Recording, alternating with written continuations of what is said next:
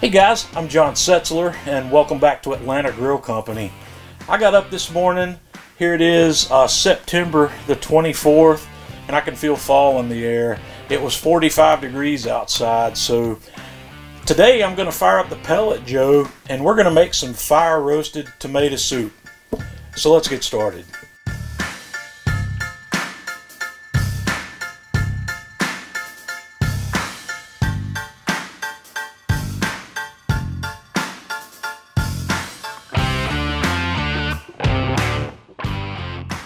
The first thing I'm going to do to get started here is I'm going to get the pellet Joe fired up.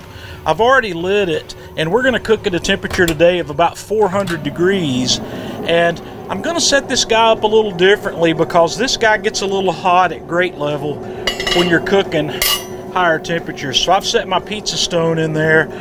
I'm going to set this stainless steel trivet on top of that, and then I'll show you where we're going from there. And the next thing we've got is the ingredients that we're going to use here. This is the stuff that's going to go in the pan for the fire roasting. I've got some of these vine ripened tomatoes here that that's a 2, 4, 6, 8, 10, 12 or 13 of those guys is how many I'm going to use. And I've got about a pint of these cherry tomatoes. I've got 1 white onion, and I've got a bulb of garlic here that we're going to roast. But the first thing I need to do is get these tomatoes sliced up. The first thing I want to do is get all my vine ripened tomatoes prepped, and what I've done is I've taken my paring knife and cut the stem part out of the middle, and then I'm just going to take my chef's knife and slice these guys in half. And I've got about a 16-inch pan here that I've covered the bottom with olive oil, and I'm going to take each of these tomatoes and put them face down in this pan, and I'm going to get the rest of these tomatoes prepared. And once I've got those tomatoes prepped, I'm just going to dump my cherry tomatoes here in the middle. And then I've kind of topped, tailed, and quartered that white onion. So I'm just going to set that guy in here and get those pieces. And I'm going to drizzle just a little bit of olive oil over the top of all this and get some of that on those onions as well. So this part is what we're going to go to the grill with once the grill's up to temperature. Now, that clove of garlic that I have here, I've taken most of the paper off the outside of this thing. I'm going to put it up on its end, and I'm just going to use my chef's knife here to cut the top off and expose that garlic. And what I'm going to do is take this guy and set it on a little bit of aluminum foil, and I'm going to drizzle on some of that extra virgin olive oil right on top, and I want to kind of massage that to make sure that gets down in that garlic. Actually, we'll just put a good glob of it on there, and then I'm going to wrap this guy up in the foil, and we're going to roast this, but we're only going to give it about 40 minutes of roasting time, and we're going to give the rest of that stuff about an hour. Okay, our pellet Joe's up to temp. I'm running right at 400 degrees, so I'm going to set this pan right on here, and we're going to do this part for an hour, but we're going to come back in 20 minutes and put that garlic on with it. Okay, we've been going about 20 minutes here. That stuff's roasting away nicely. I'm going to get this bulb of garlic back here so that can be roasting up. We've got another 40 minutes or so to go. We've been going an hour here, and this stuff's looking perfect. So we're going to take this off the grill, and we're going to let it cool for a little while, for about 10 minutes or so, maybe 15. And I'm also going to back the temperature on the pellet Joe down to about 250 or 275. And while these are cooling, I'm going to come through here and I'm just going to pick the skins right off of these tomato halves. We don't need those. I'm going to leave them on the cherry tomatoes, but we're going to take them off the others. Here's that clove of, or that bulb of roasted garlic. I ended up putting this back in the grill while my tomatoes were cooling. This wasn't quite soft enough yet, but I think it's good to go. But I need to let that cool for a few minutes because we're just going to squeeze that into our blender. I have taken all of those tomatoes and put those in the Vitamix so we can puree that here in just a moment. Okay, so I've just got a paper towel here, and I'm going to squeeze most of that roasted garlic right out here into the blender so we can puree that with the tomatoes. Okay, so I've got these in here, and we're just going to give it a puree.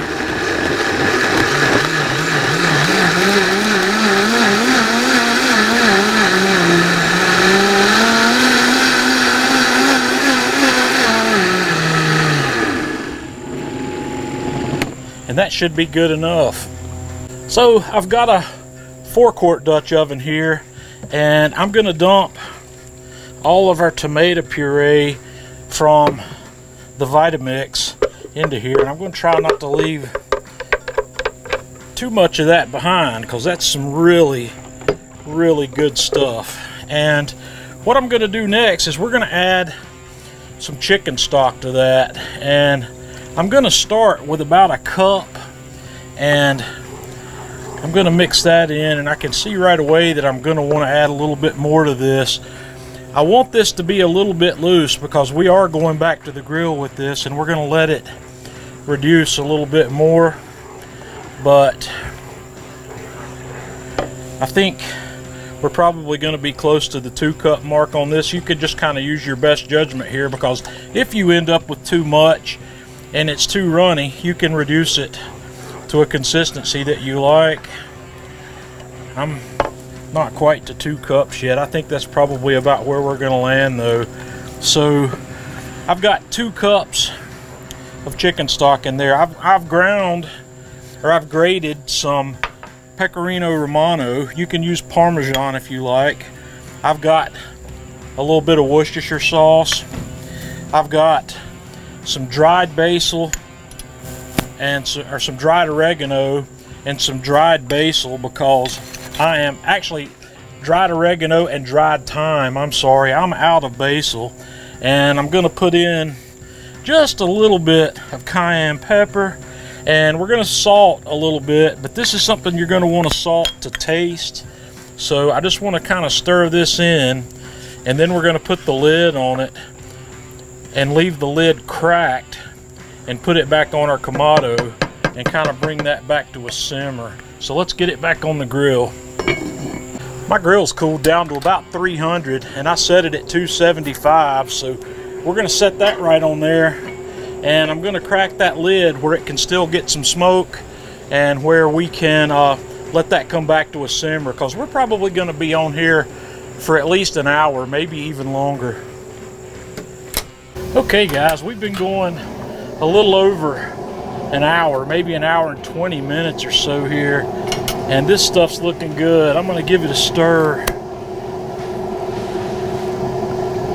That consistency looks excellent also. I'm pretty happy with that. So let's get the taste on here.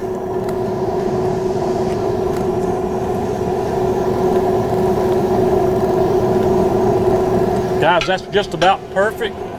I think I'm going to let it go another 15 minutes or so, and I'm going to add another dash of salt to that, and then we'll be good to go. Okay, so yeah, we're going to add the salt.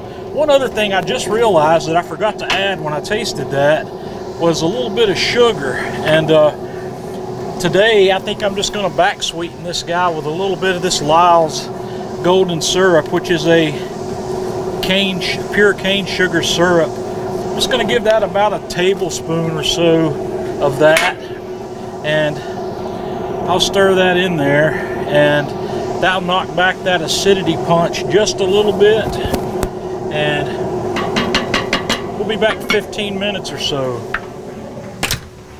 Okay, we should be done. I apologize for the noise here. I live in a noisy neighborhood, but I'm going to give that a final stir here and get us a taste of this. That's money. Alrighty, all I got to do now is keep this warm until dinner time, where we'll plate it up. So I've gone ahead and of course made a grilled cheese sandwich to go with this, and I'm going to drizzle, you know, a little bit of heavy cream in that to finish that off. Guys, this really makes an amazing tomato soup with the fire roasted tomatoes on your grill. Check the video description. I'll give you all the quantities that I've used here, but you've got to give this a try and let me know what you think. Until next time, this is John Setzler with the Atlanta Grill Company.